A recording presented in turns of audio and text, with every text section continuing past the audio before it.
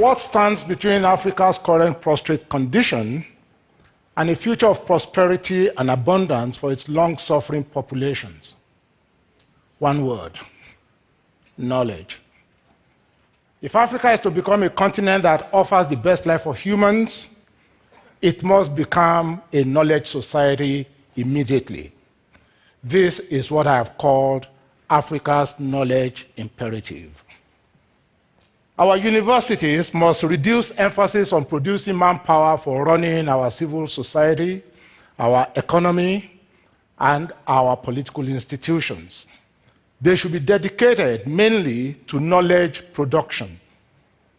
What sense is there in producing civil engineers who are not supported by soil scientists and geologists who make it their business to create knowledge about our soil and our rocks? What use is there in producing lawyers without jurists who produce knowledge of the underlying philosophical foundations of the legal system? We must seek knowledge. We must approach the matter of knowledge with a maniacal commitment without let or hindrance. Though we must seek knowledge to solve problems we know of, we must also seek knowledge when there is no problem in view, especially when there is no problem in view. We must seek to know as much of what there is to know of all things, limited only by the insufficiency of our human nature, and not only when the need arises. Those who do not seek knowledge when it is not needed will not have it when they must have it. The biggest crisis in Africa today is the crisis of knowledge: how to produce it, how to manage it, and how to deploy it effectively. For instance, Africa does not have a water crisis. It has a knowledge crisis regarding its water, where and what type it is, how it can be tapped and made available where and when needed to all and sundry.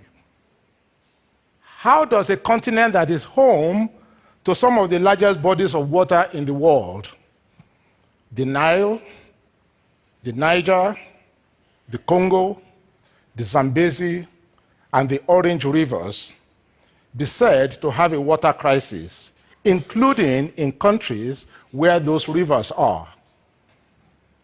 And that is only surface water. While we wrongly dissipate our energies fighting the wrong crisis, others who invest in knowledge about us are busy figuring out how to pipe water from Libya's aquifers to quench Europe's thirst.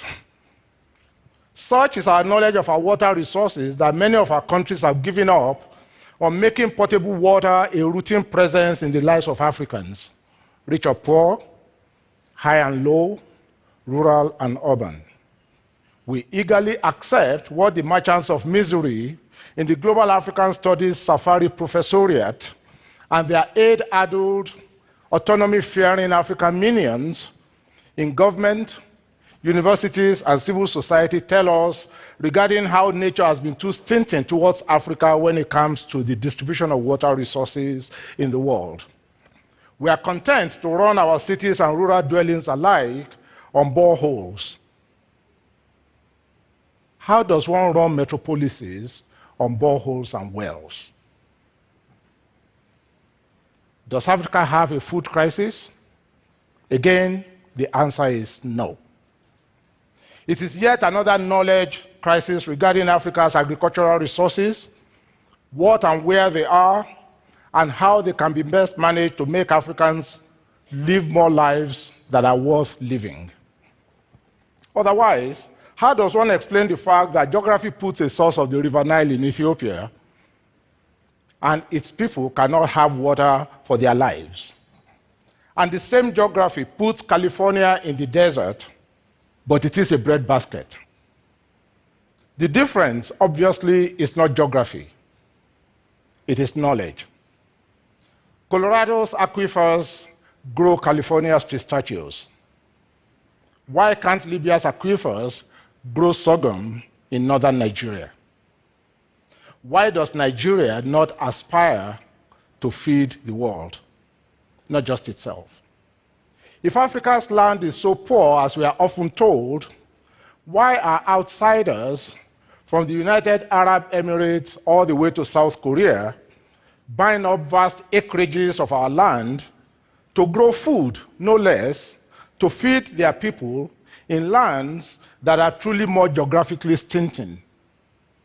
The new landowners are not planning to import new topsoil to make their African acquisitions more arable. Again, a singular instance of knowledge deficiency. In the 19th century, our predecessors, just years removed from the ravages of slavery and the slave trade, were exploring the Niger and Congo rivers with a view to turning Africa's resources to the advantage of its people and to the rest of humanity. And their 20th century successors were dreaming of harnessing the powers of the River Congo to light up the whole continent. Now, only buccaneer capitalists from Europe are scheming of doing the same, but for export to Europe and South Africa. And they are even suggesting that Congolese may not benefit from the scheme because, according to them, Congolese communities are too small to make providing them with electricity a viable concern. The solution? Africa must become a knowledge society, a defining characteristic of the modern age. We neither are, nor are we on the path to becoming a knowledge society. Things have not always been this way when it comes to knowledge production and Africa. In antiquity, the world went to Africa for intellectual enrichment. There were celebrated centers of learning, attracting questors from all parts of the then known world, seeking knowledge about that world. What happened then has implications for our present. For example, how Roman Africa managed the relationship between settlers and natives between the 2nd and 4th centuries of our era might have something to teach us when it comes to confronting not too dissimilar problems at the present time. But how many classics departments do we have in our universities? Because we do not invest in knowledge, people come to Africa now not as a place of intellectual enrichment, but as a place where they sate their thirst for exotica. Yet, for the last half millennium, Africa has been hemorrhaging and exporting knowledge to the rest of the world. Regardless of the popular description of it as a trade in bodies, the European transatlantic slave trade and slavery was one of the most radical and longest programs of African brains export in history. American slave owners may have pretended that Africans were mere brutes, beasts of burden, almost as inert and dumb as other farm implements they classify them with in their ledgers. And that's what they did. The enslaved Africans, on the other hand, knew they were embodiments of knowledge. They were smiths, they were poets, they were political counselors, they were princes and princesses, they were metallurgists, they were herbologists, they were chefs. The list is endless. They, to take a single example, brought the knowledge of rice cultivation to the American South. They created some of the most original civilizational elements for which the United States is now celebrated. They deployed their knowledge, for the most part, without compensation. For the last half millennium, beginning with the slave trade, Africa has been exporting brains while simultaneously breaking the chains of knowledge transmission on the continent itself, with dire consequences for the systems of knowledge production in Africa. Successor generations are cut off from the intellectual production of our predecessors. We keep producing for external markets while beggaring our own internal needs. At present, much of the best knowledge about Africa is neither produced nor housed there, even when it is produced by Africans. Because we are dominated by immediate needs and relevant solutions when it comes to what we should know, we are happy to hand over to others the responsibility to produce knowledge, including knowledge about, of, and for us, and to do so far away from us. We are ever eager to consume knowledge and have but a mere portion of it without any anxiety about ownership and location. African universities are now all too content to have e-connections with libraries elsewhere, having given up ambitions on building libraries to which the world will come for intellectual edification. Control over who decides what should be stocked on our shelves and how access to collections should be determined are made to rest on our trust in our partners' good faith that they will not abandon us down the road. This must change. Africa must become a place of knowledge again. Knowledge production actually expands the economy. Take archaeological digs, for instance, and their impact on tourism. Our desire to unearth our antiquity, especially those remote times of which we have no written records, requires investment in archaeology and related disciplines, e.g., paleoanthropology.